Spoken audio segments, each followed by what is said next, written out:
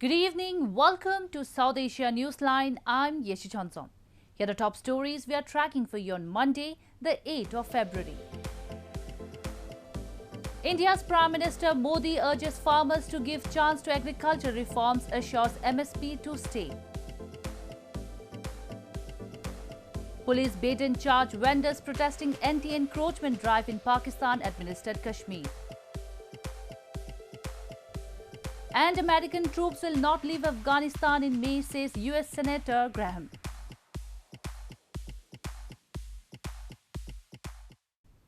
And now for all the details. Indian Prime Minister Narendra Modi on Monday urged protesting farmers from the parliament to end the agitation against new farm laws, assuring them that the mechanism of MSP, minimum support price for key crops, would remain in place. Farmer leaders, however, said they want a law on MSP, not just assurances. Indian Prime Minister Narendra Modi on Monday urged farmers to end their over 2 months long protest against 3 new agriculture reforms, while assuring them from the parliament that a mechanism of floor prices for key crops would remain in place. Thousands of farmers camping at capital New Delhi's border since last November fear the laws will leave them at the mercy of big corporate buyers, gradually ending the current practice of assured government purchases at minimum support price or MSP. Modi extended invitation to farmer leaders for talks once again to resolve the impasse and assured that MSP was there, is there and will remain in the future as well. मैं विश्वास दिलाता हूं कि मंडियां अधिक आधुनिक बने, अधिक प्रतिस्पर्धी होगी। इस बार बजट में भी उसके लिए हमने प्रावधान किया है। इतना ही नहीं, एमएसपी है, एमएसपी था, एमएसपी रहेगा।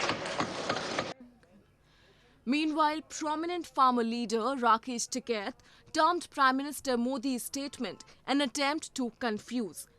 He said they are ready to talk, but farmers do not just want assurance, but a law on MSP. अरे वे उलझा रहे, हमने कहा कि MSP खत्म हो रहा, हमने ये कहा कि MSP पे कानून बने, MSP पे कानून बन जाएगा तो देश के किसानों को फायदा होगा। अब MSP पे कानून नहीं है तो व्यापारी आधे में लूटता है उसको। The federal government has offered concession to the farmers but has refused to repeal the 3 laws, arguing that they are crucial to bring new investment to the agriculture sector, which accounts for nearly 15% of India's $2.9 trillion economy and about half its workforce. The glacier burst in India's northern Uttarakhand state has caused severe devastation after it triggered massive flooding in Dhauli Ganga and Alaknanda rivers on Sunday, leaving over 10 people dead and 192 missing, who are feared dead. An operation to rescue people trapped in a tunnel near the Tapovan Dam continued on Monday, and heavy machinery were used to clear the debris.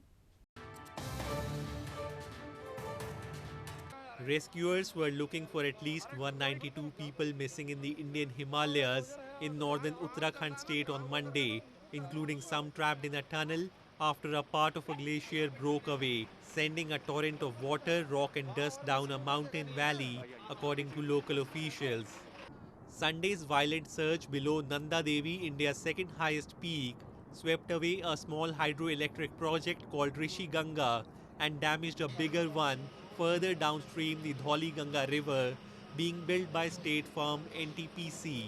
Rescue squads were focused on drilling their way through a 2.5-kilometer long tunnel at the Tapovan Vishnugarh hydropower project site that NTPC was building 5 kilometers downstream, where about 30 workers were believed trapped.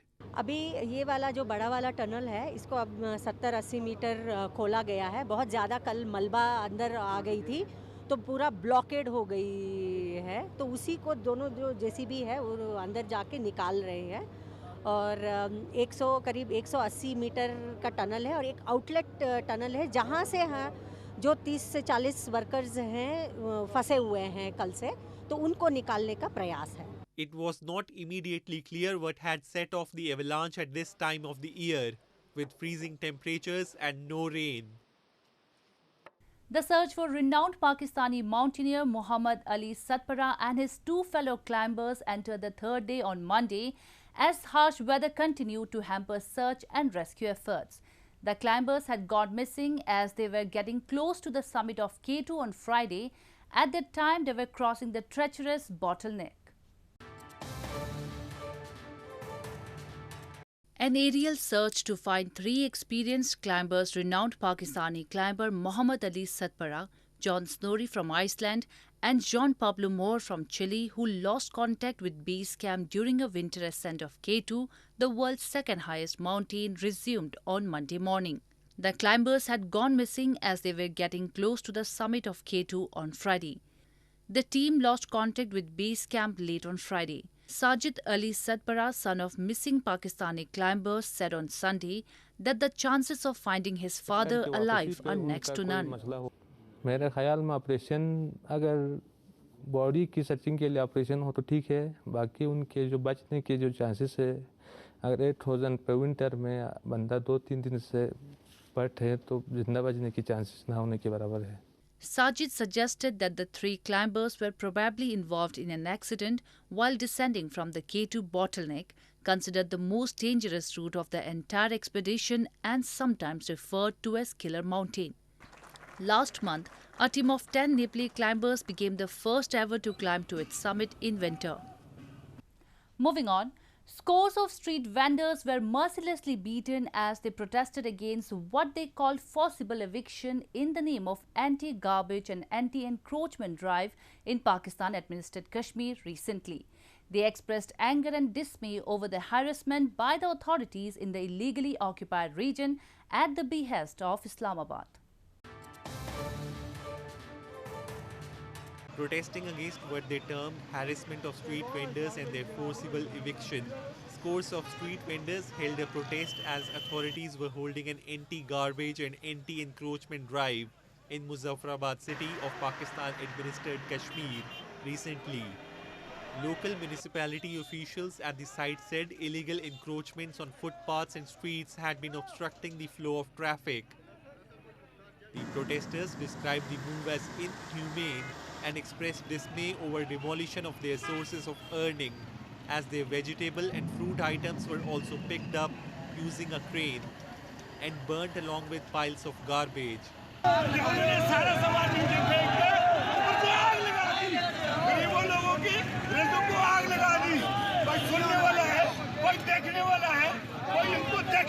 But the police accompanying the municipality officials soon after foiled their bid to even protest and mercilessly bait and charged upon them. The vendors claimed they face constant threats and exploitation at the hands of authorities in the illegally occupied region that work at the behest of Islamabad, who have now even snatched their right to earn a living.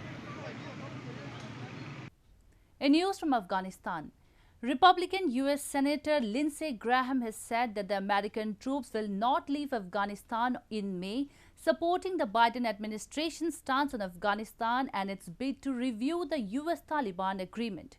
Graham, accusing the Taliban of cheating, said the troops will leave when the conditions are right.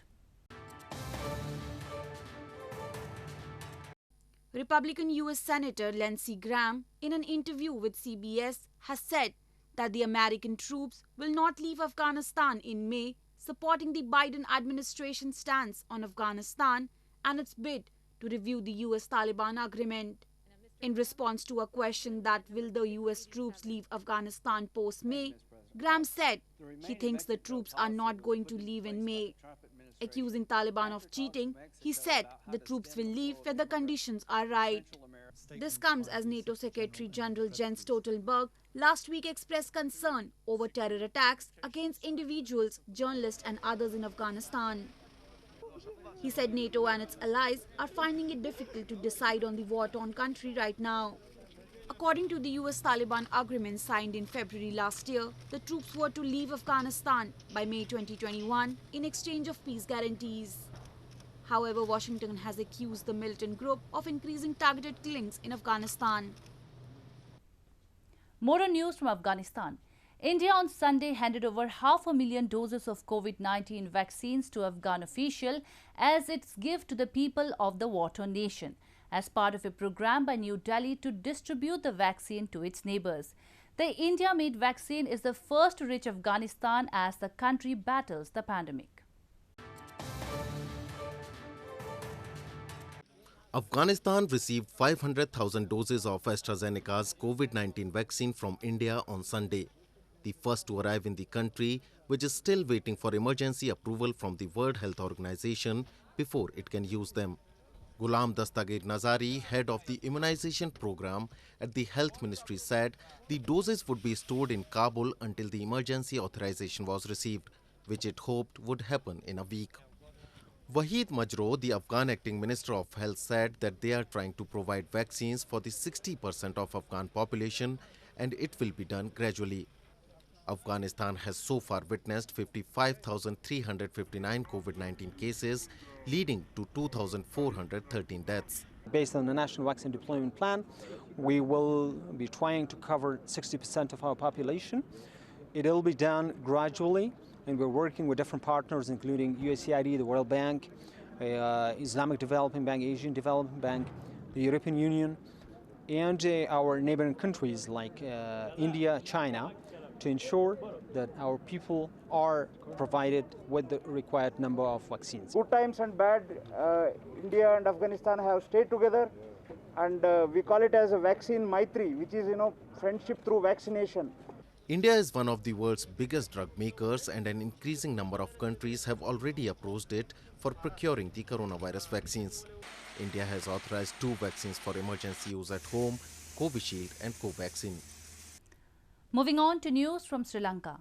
Sri Lanka has given a contract to a Chinese company to set up $12 million hybrid wind and solar energy projects on its 3-island of the northern Jaffna Peninsula, around 30 miles from India's southern coastal town of Rameswaram. According to local media reports, the contract to the Chinese company Sinosar eTechWind was approved by the Cabinet Standing Committee on Procurement on July 18, before Sri Lanka's cancellation of an agreement with India and Japan on the development and operation of Eastern Container Terminal at Colombo Port.